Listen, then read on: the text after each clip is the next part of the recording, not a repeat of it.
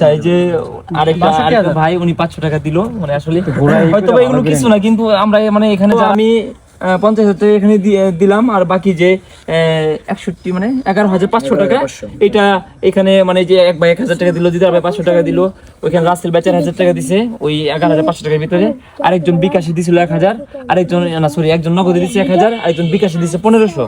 এই টোটাল টাকাটা। আর সকালবেলা আমি বললাম আমি একজনকে একটা ভিডিও বানিয়ে দিছিলাম ছোট করে, সে দিয়ে গেছে 1,000 টাকা। ভাই আমি একটা কথা বলি, আমার যে হ্যান্ড ক্যাশ নাই কিন্তু নগদে টাকা আছে, আমি কি 500 টাকা দিতে পারবো?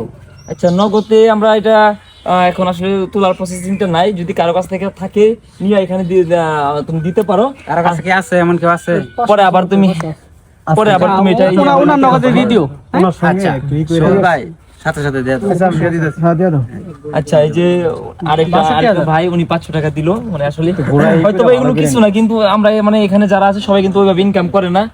তো আমার আসলে যাওয়ার ইচ্ছে ছিল, আমি